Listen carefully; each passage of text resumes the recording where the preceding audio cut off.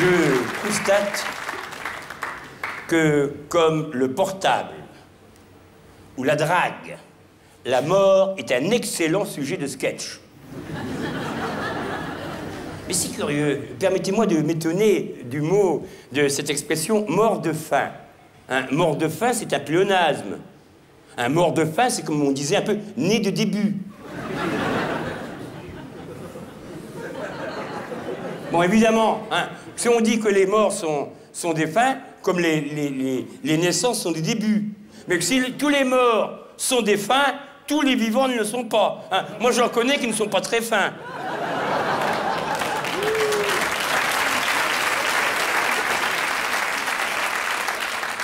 Alors, sur l'existence d'une vie après la mort, il y a deux courants de pensée avec plusieurs tendances. Tout d'abord, il y a les athées. Alors, les athées qui n'ont pas d'angoisse existentielle.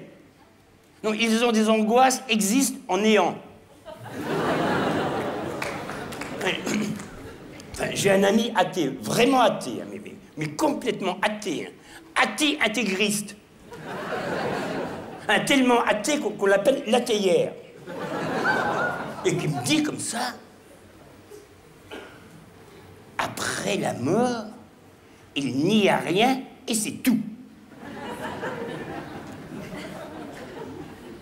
Mais si il y a une vie après la mort, est-ce que les athées décédés, une fois là-haut, font la tête? Alors, il y en a d'autres qui croient à une vie après la mort. Ainsi, certains philosophes de la Grèce antique, qui, pour la plupart, et tous, même tous, sont aujourd'hui, hélas, décédés.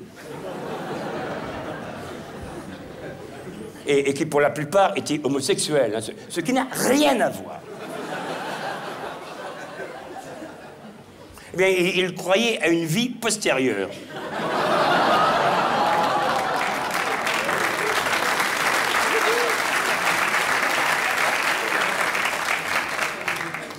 Des végétariens croient à la réincarnation. Mais peut-être que ces végétariens se plantent. Quant aux cannibales, eh bien, certains cannibales croient carrément au réincarnage. En revanche, d'autres, deuxième courant de pensée, d'autres croient à une vie après. Ainsi, tels certains experts internationaux du Vatican. Qui croient à une vie éternelle. Mais ce qui n'est pas sans poser certaines questions graves. Si l'âme est éternelle, c'est pour combien de temps?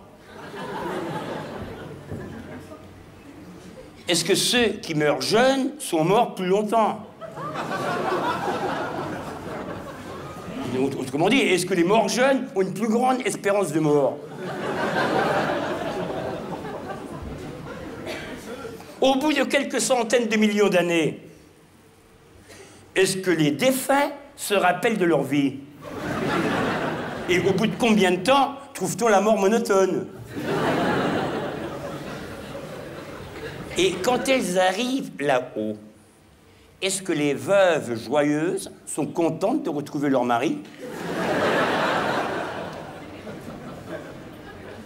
Et inversement, est-ce que les défunts joyeux sont contents de voir débarquer leurs veuves?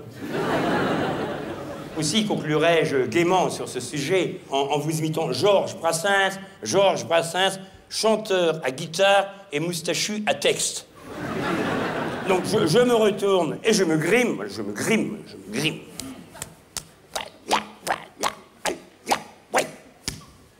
Voilà. Georges Brassens, jeune. Mourir pour décéder. D'accord? Mais de mort lente. Voilà.